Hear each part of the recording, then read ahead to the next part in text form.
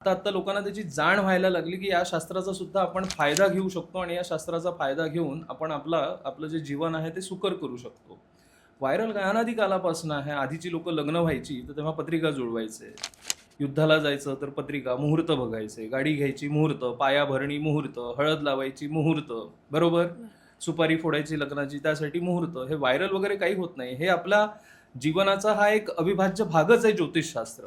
जसं जसं आपण म्हणतो ना स्वयंपाक, त्याचं पाकशास्त्र आहे, तसंच हे ज्योतिषशास्त्र सुद्धा आहे. सकाळी दिवस सूर्योदयापासून ते सूर्यास्तापर्यंत आणि सूर्यास्त ते सूर्योदयापर्यंत ज्योतिषशास्त्र आपल्या जीवनामध्ये दिनमानामध्ये हे कार्य करतच राहतं की आज सकाळचा सूर्योदय किती वाजता आहे, त्यानंतर किती वाजून किती मिनिटांनी कोणतं नक्षत्र आहे, कोणती तिथी आहे, तिथी क्षय आहे की काय, किंवा कोणतं आपण त्यावेळेस योग कोणता आहे की कोणत्या वेळेला आपण गाडी घेणं योग्य आहे किंवा घराची नोंदणी करणं योग्य आहे. हे अनादिकालापासून चालू आहे.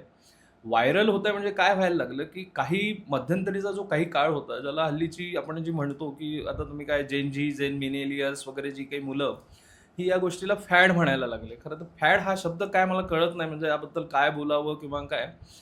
पण शास्त्राला त्यांना काय व्हायला लागलं की ह्या हल्लीच्या मुलांना कुठलं शास्त्र कुठलंही असो ना ते नियमात वागायला सांगतं आपल्याला, आणि ते आपण शास्त्र अंगीकृत केलं ना तर ते माणसाचं जीवन सुकर करतं. आणि नियमात वागायला हल्लीच्या मुलांना आवडत नाही. त्यामुळे मग काय हे ज्योतिषशास्त्र, सूर्योदयापूर्वी उठवा, काय आई तू काय म्हणते, उद्या सकाळी 6:39 सूर्योदय आणि तुम्हाला 6:15 उठायला सांगते असं.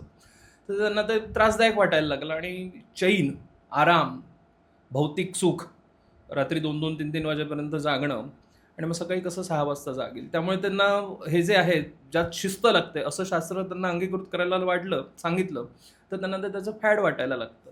तर व्हायरल वगैरे काही होत नाहीये. उलटा आता लोक जाणायला लागलेले आहे. आपण जे म्हणतो ना अवेअर व्हायला लागले की नाही, या शास्त्राचा खरोखर आपल्या आयुष्यावर, दिनमानावर, दैनंदिन जीवनावर याचा परिणाम होतो आणि तो परिणाम सर्वतोपरी होतो.